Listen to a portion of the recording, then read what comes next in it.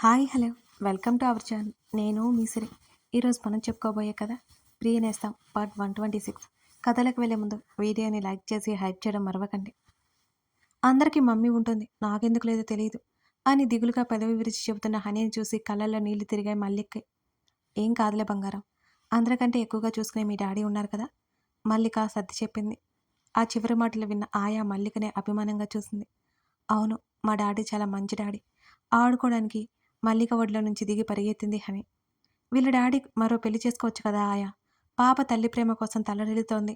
ఆడపిల్లకి పెరిగే వయసులో తల్లి చాలా ముఖ్యమయ్యా. హనీ వైపే చూస్తూ ఆయాతో చెప్పింది మల్లిక. హేమంత్ బాబు సరే అనలే గాని ఎంతమంది అమ్మాయిలు, కానీ బాబు ఒప్పుకోవట్లేదమ్మా. కన్న తల్లి సరిగ్గా చూసుకున్నప్పుడు బయట నుంచి వచ్చిన అమ్మాయి హనీని ఎలా చూసుకుంటుంది అనుకుంటున్నావా ఆయా అన్నాడు. ఆ మాటకి నేను సమాధానం చెప్పలేకపోయాను తల్లి. పాపం ఆ బాబాకి బాధగానే ఉంది, కానీ ఏం చేస్తాడు. ఎవరైనా పెళ్లి చేసుకోవాలన్నా ఆ బాబులో భయం ఏర్పడింది. విరక్తి వచ్చేస్తుందమ్మా. చెప్పేవాళ్ళు నా అన్నవాళ్ళు లేరమ్మా. అకాలంగా అలా గడుపుతున్నారు ఆయా దిగులుగా చెప్పింది. మల్లిక ఇంకేం మాట్లాడలేదు. ఆయన తల్లిదండ్రులు ఎక్కడో ఉంటారని ఆయా చెప్పడం గుర్తు. అయినా తను ఎందుకింత ఆవేశపడుతుంది, హనీ గురించి ఎందుకింత ఆదుర్దా చెందుతుంది మల్లికకి అర్థం కాలేదు. ప్రవర్తిక, ఆ చెంప మీద ఏమైంది వసుంధర అడగడంతో గబుక్కున ముఖం తిప్పేసుకుంది ప్రవర్తిక. ఏం చెప్పాలో అర్థం కాక నీలి నవ్వింది. ప్రవర్తిక తల ఉంచుకుని అలా ఉండడం చూసి ఇంకా ఏదో అనుకుని నవ్వుకుంది వసుంధర. అర్జున్ కాని చేయి చేసుకున్నాడని తెలిస్తే అర్జున్ అయిపోయాడే. అసలు ఒప్పుకోదు వసుంధర. ప్రవర్తిక ఇబ్బంది చూసి సరేలే, అదిగో అందరికీ కాఫీ ఇచ్చిరా. కాఫీ ప్రిపేర్ చేసి ట్రే ప్రవర్తిక చేతిలో పెట్టింది. హాల్లో కూర్చున్న అర్జున్కి కృష్ణమూర్తి కాఫీ అందించి రక్షకు పాల గ్లాసు టీపాయ్ మీద పెట్టింది. అర్జున్ వైపు వాడిగా చూపులు విసిరి వెళ్ళిపోతుంటే అయోమయంగా చూశాడు అతను. కాఫీ తాగే వరకు కృష్ణమూర్తితో మాట్లాడి నెమ్మదిగా ప్రవర్తిక వెనక గదిలోకి వెళ్ళిపోయాడు. ఆ గదిలో ఏదో సర్దుతో కనిపించింది. ఆమెని వెనుక నుంచి కౌగిలించుకున్నాడు. ప్రవర్తిక ఉలిక్కి పడింది. ఆమె అరవబోతుండటంతో ఆమె నోటికి చేయడ్డు పెట్టాడు అర్జున్. వచ్చింది అతనే అని అర్థమయ్యి అతని చేతులు వదిలించుకోవడానికి అన్నట్టు శతవిధాలుగా ప్రయత్నం చేసింది ఆమె. గింజుకోకు, నీ వల్ల కాదు. ఆమె మెడవంపులో ముఖం దాచుకుంటూ ఆమె నడుం మీద పట్టు బిగించాడు. అబ్బా ఏంటి మీరు, వదలండి. ఇంకా మీరేమి కొత్త పెళ్లి కొడుకు కాదు. ప్రవర్తిక రుసరుసలాడుతోంది అతని మీద. వదలడం జరగదు, కానీ నన్నెందుకు పిలిచావు ఆమె భుజం మీద గడ్డం ఆనించి అడిగాడు. నేనా, మిమ్మల్ని ఎప్పుడు పిలిచాను. ఆమె వెనక్కి తిరగబోతుంటే ఆమెతో సహా అతను మంచం మీదకి వాలాడు. ప్రవర్తిక అదిరిపడింది. చూపులతోనే సైగ చేశావు కదా లోపలికి రమ్మని. ఆమెను ఎటూ కదలనివ్వకుండా ఆమె మీదకి చేరుతూ అన్నాడు అతను. నేనెప్పుడు పిలిచాను. నేను పిలవలేదు, వదలండి మీరు. పొద్దు పొద్దున్నే ఏంటది. ప్రవర్తిక కంగారుగా చూసింది. ఏయ్ పిలిచావా లేదా, అబద్ధాలాడుకో అని అతని బరువు మీదకు వేసేశాడు.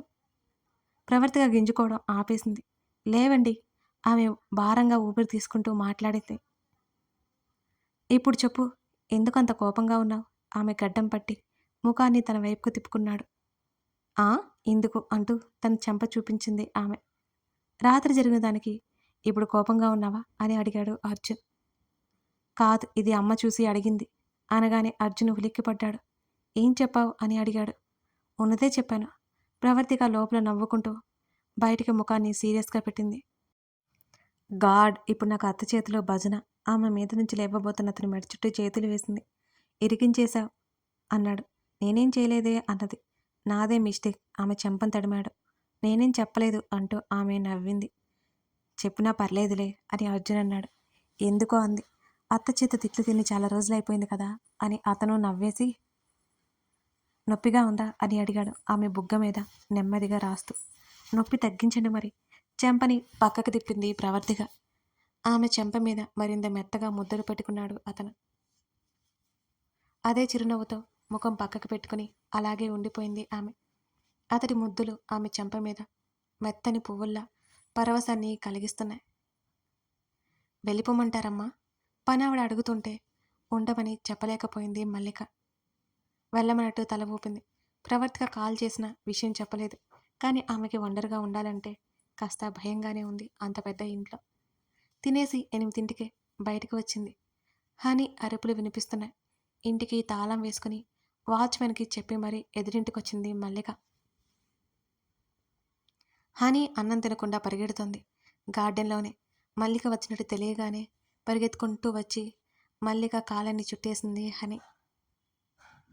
మల్లిక నవ్వుతూ దగ్గరికి తీసుకుని అక్కడే ఉన్న కుర్చీలో కూర్చోబెట్టింది. హనీ గుడ్కలు కదా, తినాలి. మల్లిక చెప్తుంటే అడ్డంగా తల ఊపింది హనీ. ఆయా, నేను పెడతాను కానీ నువ్వేదైనా పని చూసుకో. ఆయాకి చెప్పి ఆయా చేతిలో ఉన్న బౌల్ తీసుకుంది. అలాగేనని నవ్వి లోపలికి వెళ్ళిపోయింది ఆయా. అదే సమయంలో హేమంత్ ఫోను చేశాడు. అతని వీడియో కాల్ కూతుర్నే చూపించమండంతో ఆయా గార్డెన్లోకి తీసుకొచ్చింది. హనీ అందరికంటే మంచి అమ్మాయి. హనీ అందరికంటే బలంగా కూడా ఉండాలి. అప్పుడు అన్నం తినాలి కదా అంటూ మాటలు చెబుతూ హనీకి పెడుతున్న మల్లికను అతను అప్రయత్నంగా చూశాడు. ఆ అమ్మాయి ఆ సమయంలో అక్కడ ఎందుకుందో అతనికి అర్థం కాలేదు. ఊరికే వచ్చిందా లేక ఆయా పిలిచిందా ఆలోచించాడు. తన కూతురు ఆ అమ్మాయికి రోజురోజుకి దగ్గర అవుతున్నట్టు అతనికి అనిపించింది. అది ఎందుకో సరిగ్గా అనిపించలేదు. తన కూతురు ఎవరికి అలవాటు పడ్డం అతనికి ఇష్టం ఉండదు. తనిక అవుట్ సైడ్ ప్రోగ్రామ్స్ పెట్టుకోకూడదు, హనీతోనే ఉండాలి అనుకుని కాల్ కట్ చేశాడు హేమంత్. ఫోన్ ఆగిపోవడంతో ఏమైందో అర్థం కాలేదు ఆయాకి. హేమంత్ మళ్ళీ చేస్తాడనుకుని ఆమె లోపలికి వెళ్ళిపోయింది. మరునాడు ఉదయం హేమంత్ ఇంటికి వచ్చాడు. ఇంటికి తాళం వేసి ఉంది. ఎక్కడికి వెళ్ళిపోయారు? అతను కంగారుగా వాచ్మెన్ని అడిగాడు. రాత్రి ఎదురింట్లో పడుకున్నారా అండి? అతను వినయంగా చెప్పాడు. ఎందుకలా? తెలియదండి, పాప ఏడుస్తుందని అన్నారు. వాచ్మెన్ కాస్త భయంగానే చెప్పాడు. హేమంత్ ముఖం కాస్త సీరియస్గా అయిపోయింది. అతను అసహనంగా లోపలికి వెళ్ళిపోయాడు. ఫ్రెష్ అయ్యి కాసేపు అలా కూర్చుని టైం చూశాడు. 7 అవుతోంది. ఆయా అయినా రావాలి. ఎందుకు రాలేదు అతనికి అర్థం కాలేదు. హేమంత్ బయటకొచ్చాడు. కూరగాయల సంచితో ఆయా లోపలికి వస్తూ కనిపించింది. ఆమె ఎక్కడికి వెళ్ళిందో విషయం అర్థమైంది. పాప ఎక్కడా? హేమంత్ గొంతు సీరియస్గా ఉండడంతో ఆమె ఉలిక్కిపడి చూసింది. అది ఎదురింటి మల్లికమ్మ దగ్గర ఉంది బాబు, కంగారుగానే చెప్పింది ఆయా. పాపని ఎవరి దగ్గర పడితే వారి దగ్గర ఉంచడం మంచిది కాదు, హేమంత్ సీరియస్గా చెప్పి ఎదురింటి వైపుకి నడిచాడు. కాలింగ్ బెల్ కొట్టగానే మరో నిమిషానికి మల్లిక తలుపు తెరిచింది. అతనేదో అనబోతూ ఆమె వంక చూశాడు. ఆమె అప్పుడే స్నానం చేసినట్టుగా ముఖమంతా మరింత తాజాగా ఉంది. ఆమె పెద్ద పెద్ద కళ్ళు అతని వైపు వచ్చి ఆశ్చర్యంగా చూస్తున్నాయి. జారిపోతున్న జుట్టును మరోసారి ముడిపెట్టుకుని లోపలికి రమ్మన్నట్టుగా అతనికి దారి ఇచ్చింది మల్లిక. హనీ ఎక్కడ? హేమంత్ ఆవేశంగా వచ్చాడు కానీ ఆమె మీద కోపం చూపించలేక చాలా మామూలుగా అడిగాడు. ఇంకా లేవలేదు. అతని వైపు చూడకుండానే చెప్పింది మల్లిక. లేపి తీసుకురండి. ఆ మాటకి చప్పున కళ్ళెత్తి చూసింది. ఆమె కళ్ళు సందేహిస్తుంటే తీసుకురండి, స్కూల్కి టైం అవుతుంది అని అన్నాడు అతను మరోసారి.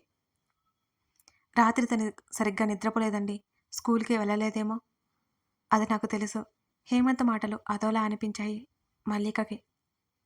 ఆమె ఇంకేం మాట్లాడకుండా లోపలికి వెళ్ళి హనీని లేపి తీసుకొచ్చింది. హనీ నిద్రమత్తులో తండ్రిని చూసి డాడీ అంటూ మళ్ళీ మీదకెక్కి పడుకుంది.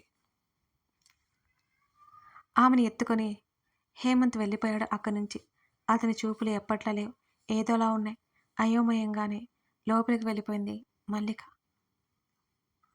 తండ్రి పడి చుట్టూ చేతులు వేసి వెనక నుంచి ఉయ్యాల ఊగుతోంది రక్ష. డాడీ, ఇక్కడ అక్కడ ఆ తాత ఏదో మాట్లాడతారు అంటూ వాచ్మెనే చూపించింది రక్ష. ఆ మాటలకు అతను నవ్వి, ఇక్కడ లాంగ్వేజ్ వేరు, మనకి తెలుగులాగా ఇక్కడ హిందీ. అతను వివరంగా చెప్తుంటే వసుంధరతో మాట్లాడుతూ ఆమె పువ్వుల మాల కడుతుంటే పువ్వులు అందిస్తున్న ప్రవర్తిక అతని వైపు తల తిప్పి చూస్తుంది. అతను ఆమె వైపు చూశాడు. ఇద్దరికి ఒకేసారి నవ్వొచ్చింది.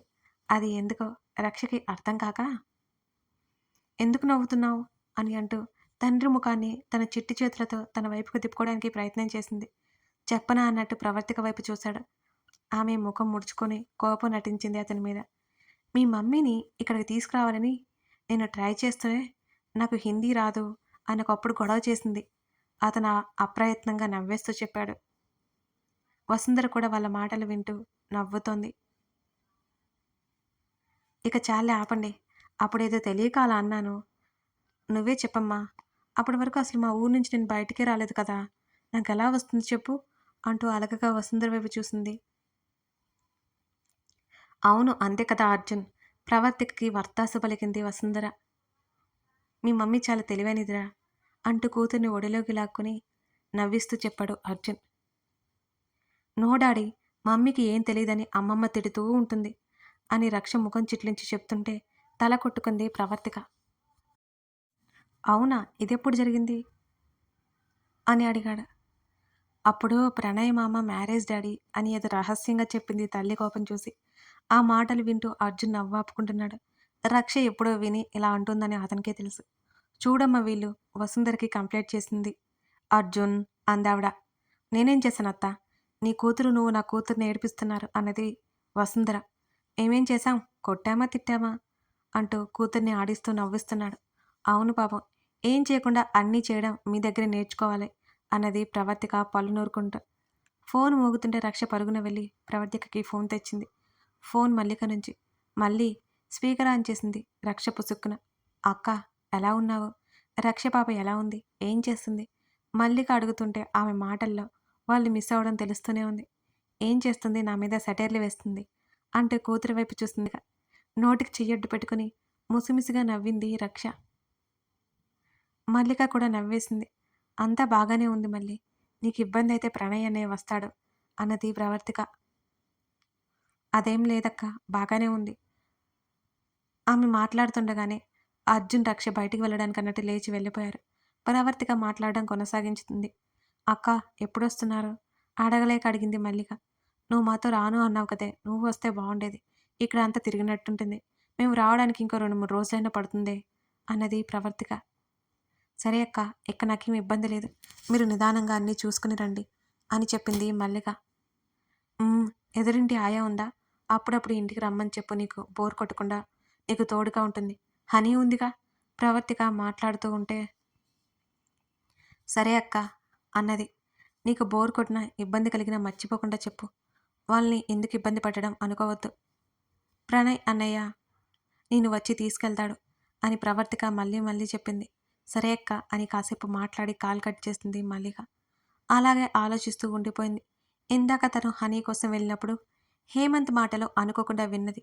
అప్పటినుంచి ఆమె మనసంతా మరింత బాధగా మారిపోయింది. హనీ ఏడుపు వినిపిస్తుంటే ఇంటికి తాళం వేసుకుని ఎదురింటికి వెళ్ళింది మల్లిక. అప్పుడు హనీ స్కూల్కి వెళ్ళను అని ఒకటే గొడవ. రక్ష వచ్చాక కలిసి వెళ్తానని ఏడుపు. ఆయా కష్టంగా బ్రతిమాలుతోంది. అదే సమయంలో గుమ్మం దగ్గరికి వెళ్ళింది మల్లిక. ఇంట్లో ఉండి ఏం చేస్తావమ్మా? స్కూల్కి వెళ్ళాలి, ఆయా నచ్చజెప్తోంది. నేను మళ్ళీ ఆంటీతో ఆడుకుంటా అని హనీ ఏడుస్తుంటే హనీ హేమంత్ గొంతు వినిపించడంతో లోపలికెళ్ళబోతూ కూడా ఆమె అక్కడే ఆగిపోయింది మల్లిక. ఆమెకి కొత్త వాళ్ళన్నా, మగవాళ్ళన్నా కొంచెం భయం. ఇంట్లో ఉన్న అర్జున్‌తోనే ఆమె ఇంతవరకు సరిగ్గా మాట్లాడలేదు. ఇక హేమంత్ అంటే అమ్మో! ఇంకా భయం. నో డాడీ, నేను వెళ్ళను. హనీ తండ్రి కాల్ని చుట్టేసి చెప్తుంటే లోపలికి వెళ్ళాలా లేదా అర్థం కాలేదు మల్లికకి. హనీ బంగారం కదూ! ఇప్పుడు నువ్వు స్కూలుకి వెళ్ళు. ఈవినింగ్ మనం బయటికి వెళ్దాం. డాడీ ఇక మీదట ఎక్కడికి వెళ్ళడు. కూతురికి నచ్చచెప్తున్నాడు హేమంత్.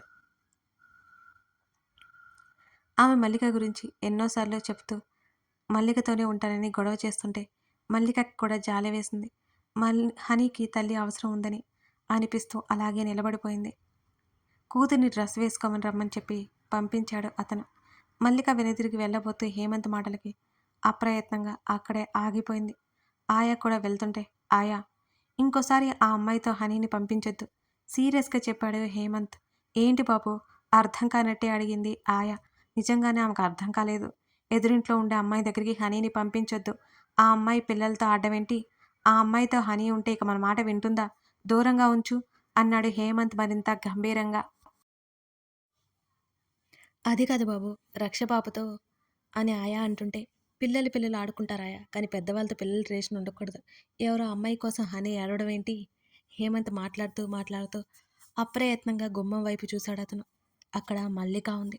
ఆమె ముఖంలో భావాలు అతనికి అర్థం కాలేదు. కథ కొనసాగుతుంది. మరి హేమంత్ మాటలు విన్న తర్వాత మల్లిక ఎటువంటి నిర్ణయం తీసుకోబోతుంది తెలుసుకోవాలి అంటే తర్వాత భాగం చూడాల్సిందే. కథ నచ్చితే లైక్ చేసి కామెంట్ చేయండి.